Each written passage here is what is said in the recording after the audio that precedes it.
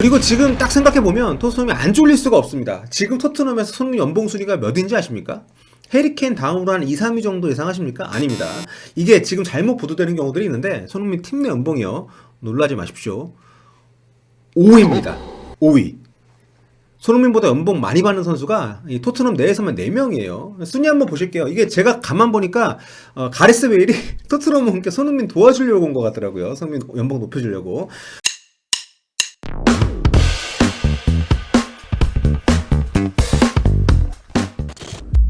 안녕하세요, 볼리TV 손흥민입니다. 제가 지난번에 여름에 이제 여러 번 말씀드렸죠. 손흥민 재계약 얘기 기억하시죠? 더 좋은 환경, 더 나은 조건의 팀으로 이적을 하거나 그게 아니면 토트넘과 무조건 재계약을 할 것이다.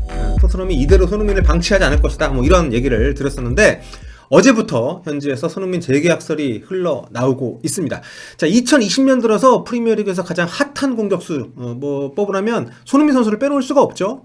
이번 시즌 시작한 뒤로는 케인하고 둘이 아주 그냥 짝짝꿍 제대로 맞아가지고 어마어마한 활약을 펼치고 있는데요. 한국 선수여서 하는 말이 아니라 정말 프리미어리그 최고 공격수라고 해도 이젠 과언이 아닌 선수가 됐습니다. 근데 말씀 중에 죄송합니다. 절대 월드클래스 아닙니다. 손흥민 감독님, 손흥민 선수 이제 월클이라고 인정해주세요. 다들 아시다시피 지난 여름 이적은 없었습니다. 이적 관련 루머가 보도된 적도 없었고요. 워낙 몸값이 높은 선수고 토트넘에 없어서는 안 될 선수여서 사실 원하는 팀이 있다고 해도 엄청난 이적료를 감수해야 하는 상황이었단 말이죠. 급료도 엄청 올려줘야 되고요. 이게 왜냐하면 손흥민 토트넘 계약이 3년 남았습니다. 토트넘 입장에서는 헐값에 내줄 이유가 전혀 없는 선수였다는 뜻이죠. 개인적으로는 이제 이적 타진이 없지는 않았을 거라고 생각을 해요. 누가 봐도 탐이 나는 선수거든. 빠르지, 슈팅력 어마어마하지, 또 결정력 뛰어나지, 그리고 성격 좋고 사고 한번 안 치는 선수 아닙니까? 게다가 손흥민 보유만으로도 매 경기 수백 수천 명의 한국 관중들이 또 찾아오기 때문에 한국 기업의 관심도 끌 수 있고요. 그런데 이제 또 상황이 점점 더 바뀌고 있단 말이죠. 일단 올 시즌이 끝나면 손흥민의 토트넘 계약은 딸랑 2년이 남습니다. 에릭센 헐값에 놓치고 요즘 에릭센 상태 보면 제때 잘 보낼 것 같긴 합니다만 또 손흥민 아직 만으로 28살입니다. 한창 전성기가 좀 남아있는 선수이기 때문에 지금 남주기에는 좀 후회 막심할 만한 그런 상황이기 때문에 토트넘 입장에서는 확실히 붙들어 둘 만한 조치가 이제 필요해진 거죠. 매 시즌 공격 포인트 20개 이상 확실하게 뽑아주는 이런 선수, 게다가 적응도 필요가 없고요. 빈자리 메우려면 돈 수천억 깨집니다. 그 돈 쓰고 안 메워질 수도 있고요. 그리고 지금 딱 생각해보면 토트넘이 안 쫄릴 수가 없습니다. 지금 토트넘에서 손흥민 연봉 순위가 몇인지 아십니까? 해리케인 다음으로 한 2, 3위 정도 예상하십니까? 아닙니다. 이게 지금 잘못 보도되는 경우들이 있는데 손흥민 팀 내 연봉이요. 놀라지 마십시오. 5위입니다. 5위.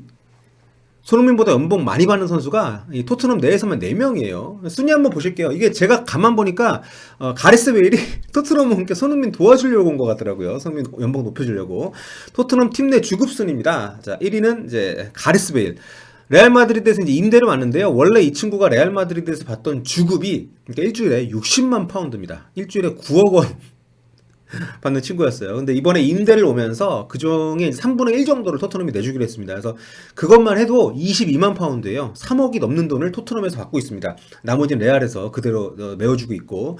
그러니까 이제 베일 입장에서는 토트넘이 부담하는 돈이 22만 파운드인 거지 지금 그대로 풀로 다 받고 있는 거예요. 한마디로 토트넘이 주는 것만 쳐도 해리케인보다 많이 받고 있다. 토트넘 최고 연봉자다 이겁니다. 2위는 케인과 은돈벨레 같은 금액입니다. 사실 근데 케인은 이 급여를 올리려면 얼마든지 올릴 수가 있는 선수예요. 근데 지금 본인이 안 올리고 있는 거죠. 협상 안 하고 있는 거죠. 여차하면 나 이적할 수도 있다 이런 여지를 남겨두고 있는 겁니다. 그리고 이적을 한다고 했을 때도 본인의 급여가 높지 않은 게 아무래도 좀 더 유리하니까 제 생각에도 올해 토트넘 성적이 별거 없으면 내년에 무조건 떠난다고 보거든요. 해리케인은. 자, 다음 4위는 토비 엘더베르트입니다. 엘더베르트가 이제 손흥민보다 연봉으로 치면 한 7, 8억 정도 많이 받고 있는데요. 근데 토비는 팀에 그동안 헌신한 게 있고 또 재계약을 작년에 했기 때문에 그 전에 워낙 작았어요. 이게 2배가 인상이 된 겁니다. 이 정도 금액 좀 받을 수 있다고 봐요. 그 다음, 그러니까 5위가 바로 손흥민 선수입니다. 2년 전에 이제 재계약한 금액이고요. 연봉으로 치면은 한 110억 원대 정도 됩니다. 프리미어리그 전체로 치면 이제 30위권인데 아쉬운 금액이긴 합니다만 2년 전 계약 금액이니까. 근데 제 말이 이겁니다. 이제 몇 경기 하면 이 얘기 분명 나옵니다. 베일이 지금 손흥민 이상으로 정말 날아다니지 않는 이상, 아니 베일이 손흥민보다 50%나 더 맞는다고? 은돈벨레보다 적은 것도 웃긴데 이건 너무한 거 아니야? 이런 얘기 분명 나옵니다.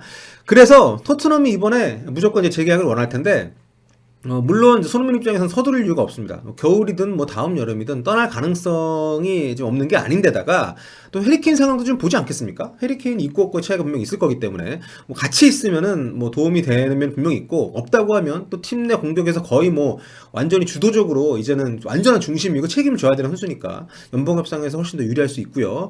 또 여러 가지로 감안해야 될 상황들이 많기 때문에 또 이런 상황에서 베일이 높은 몸값에 와준 것도 손흥민 선수 입장에서는 협상에서 굉장히 느긋하게 좀 더 유리하게 좀 또 액수를 좀 크게 불러도 되는 그런 상황이 되지 않았나 싶어요. 베일에 또 은돈벨레까지 그러니까 아주 맘먹고 협상을 하면 제 생각에는 뭐 당연히 토트넘에서 지금 뭐 압도적인 1위 올라갈 수 있을 거라고 봅니다.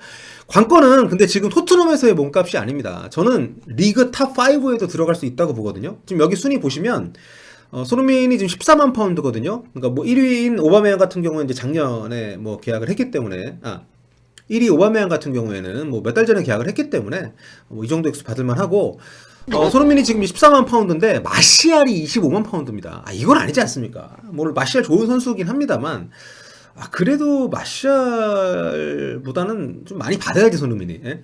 뭐 개인적인 생각입니다만 이 아래로는 이제 아구에로, 살라, 레시포드, 케인 이런 선수들이 있는데요. 저는 이제 만일 재계약을 한다면 적어도 해리케인 이상 무조건 올라가고 베일보다도 높게 줄 거라고 생각을 합니다. 아무리 레비가 거상이고 뭐 짠돌이라 하더라도 손흥민인데. 그래서 저는 뭐 최소 25만 파운드 이상, 한국 돈 한 3억 7천만 이상은 좀 받지 않을까, 줘야 되지 않나. 물론 각종 수당 이런 조건에 따라서 기본급은 좀 달라질 여지가 있습니다만 아무튼 뭐 지금 손흥민 선수 활약상이나 나이 또 다른 팀 선수들의 급여 조건들을 봤을 때 저는 뭐 이 정도는 충분히 받아야 된다고 생각을 합니다. 뭐 지금 탑5 안에는 프리미어리그에서 무조건 좀 들어야 된다고 생각을 하고요. 여러 가지 상황을 감안하면은 뭐 30만 파운드 이상도 도전해 볼 만하지 않나. 뭐 제 돈도 아니고. 근데 뭐 손흥민 선수가 알아서 협상을 잘 하겠지만 만약에 재계약을 한다면 하여튼 뭐 굉장히 주도적으로 지금 협상을 좀 리드할 수 있는 그런 상황이라는 것은 제가 좀 확언을 드릴 수가 있을 것 같습니다. 그러니까 뭐 재계약을 서둘 이유가 없어요. 손흥민 선수 입장에서는.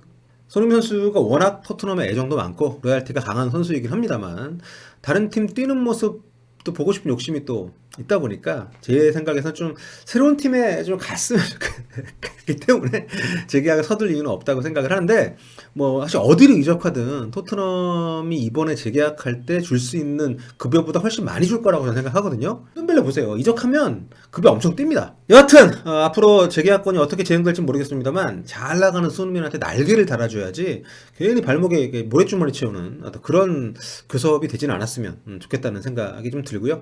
하여튼 그러고 보면 베일이 온 게 손흥민 연봉협상 도와주기 위한 거라는 생각도 저는 좀 계속 들더라고요. 비교군이 되는 거니까. 자, 다른 소식 들리면 또 금세 찾아오도록 하겠습니다. 지금까지 볼리TV 서영욱이었고요. 언제나처럼 여러분 구독, 좋아요, 알림 설정 부탁드리겠습니다. 다음 시간에 뵐게요.